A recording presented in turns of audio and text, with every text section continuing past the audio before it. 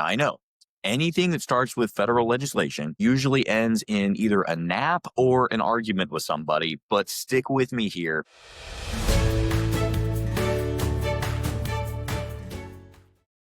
Hey, everybody, Matt Landon here. Welcome back to Money and Meaning. Now, today we're diving into a topic that doesn't sound exciting on paper, but if you're thinking about retirement, legacy, or tax efficiency, you really need to pay attention.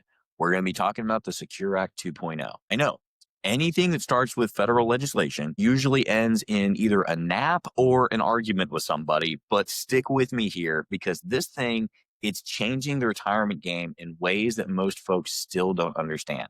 So let's start with looking at the big picture. The Secure Act 2.0 was an expansion of the original Secure Act that was passed in 2019. And the goal was to help Americans save more for retirement and give them more flexibility in how they're using their savings. But here's what most people miss. If you have significant assets in retirement accounts, or you're planning on passing that wealth on to kids or grandkids, this law affects you a lot more than you might think. So let's hit some of the highlights here. First up is required minimum distributions. You now have more time before the IRS is forcing you to withdraw money from your retirement accounts. If you turned 73 this year, then your RMD is just kicked in.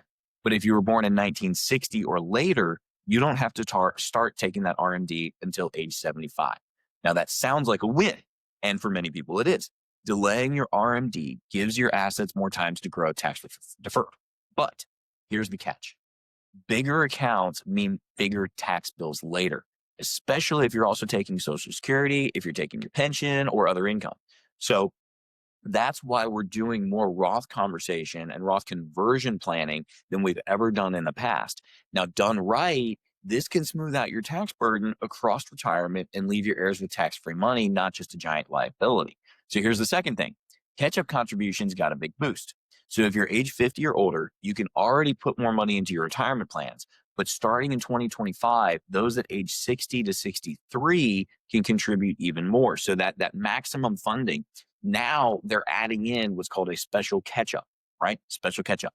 And it's designed for people in their peak earning years. So if that's you or your spouse, this is an opportunity to sock more away before retirement and potentially reduce your tax bill now.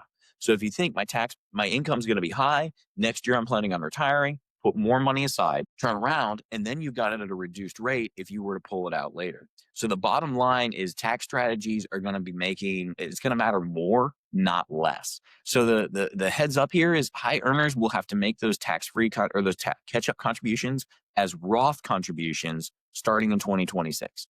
This means no upfront deduction, but tax-free growth later. So just kind of keep that in mind. When you're looking at this, you really want to be paying attention to where your income lands and how this is going to affect it.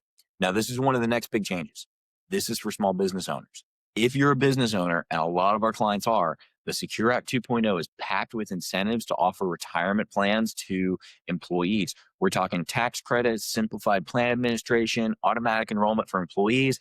This isn't just good for your team. It's also good for you because with the right plan design, you can maximize your own retirement savings, cut your tax liability, and build a better culture inside of your company. Now, we've helped several clients restructure their plans this year, and they've saved six figures in taxes while setting up long-term wealth strategies for themselves and their key people. So finally, inherited IRA rules are still a big deal. This didn't change with the 2.0, but it still matters. If you plan on leaving retirement assets to your kids, they now have to drain those accounts within 10 years. So they've eliminated the stretch IRAs that you can stretch out across your lifetime. This can create a massive tax problem for high income earning heirs. But with good planning, you can reduce this tax hit or even eliminate it. And that can be done with Roth conversions, charitable giving, or certain trust work. This is where legacy planning really starts to look a lot less like theory and a lot more like math. It's not just about how much you leave behind. It's about how much your heirs actually end up keeping. So here's the real message I want you to hear. If you missed everything else, just take this away. The Secure Act 2.0 doesn't just change the rules. It creates opportunity, but it's only for those people that are planning ahead.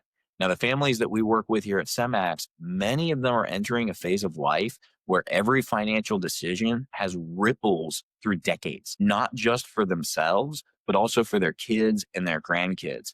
So if you want to keep more, give more, and pass on more, we need to be proactive, not reactive.